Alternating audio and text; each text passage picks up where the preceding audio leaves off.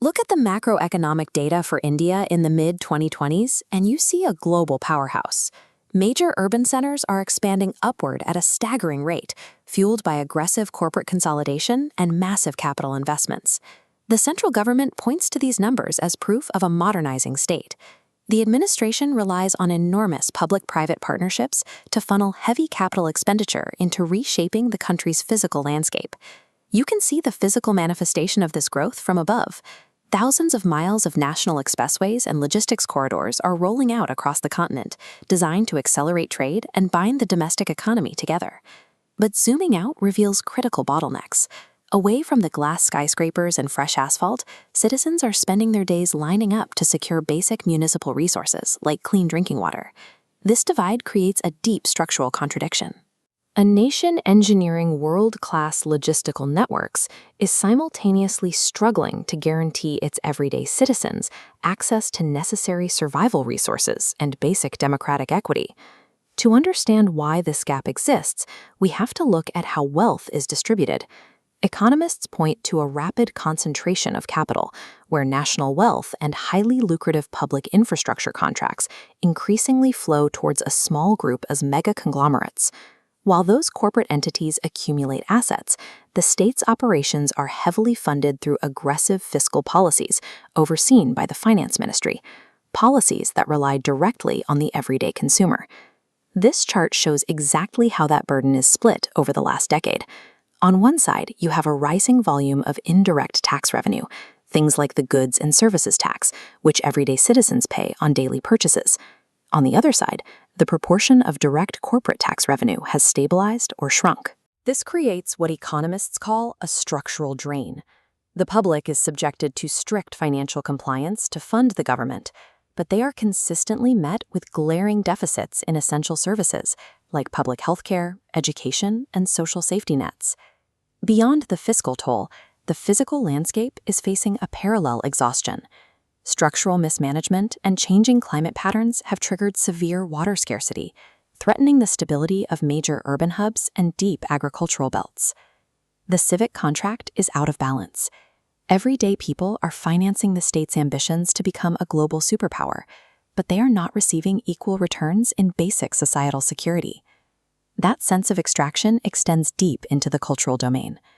Right now, there are fierce administrative and legal battles over the control of major religious institutions and their financial endowments. Many activists argue that taking the revenue generated by community temples and redirecting it into general state coffers is an unfair exploitation of local resources.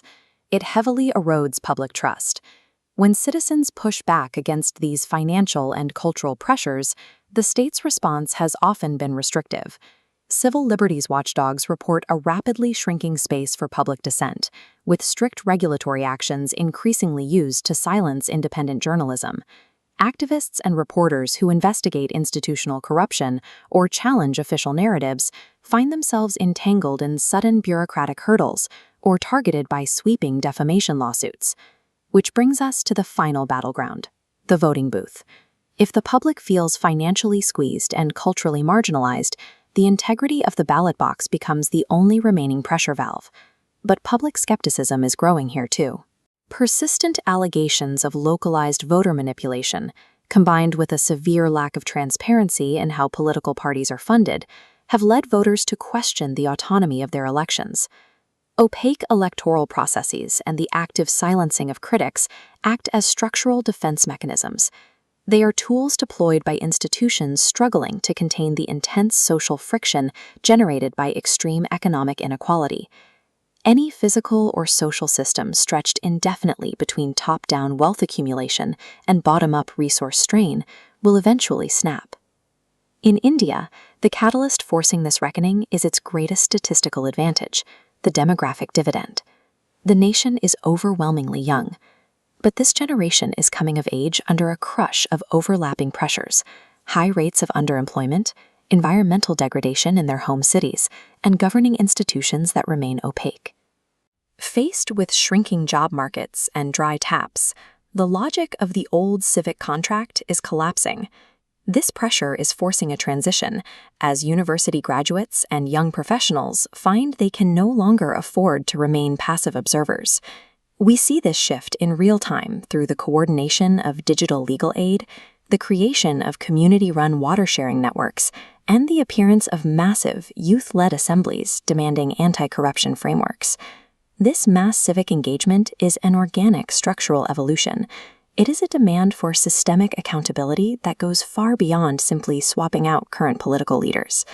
The scale of mega infrastructure and corporate market caps offer one metric of progress, but the ultimate test of modernization lies in democratic accountability. The nation's future hinges on whether its institutions can adapt to these demands and forge a more equitable social contract.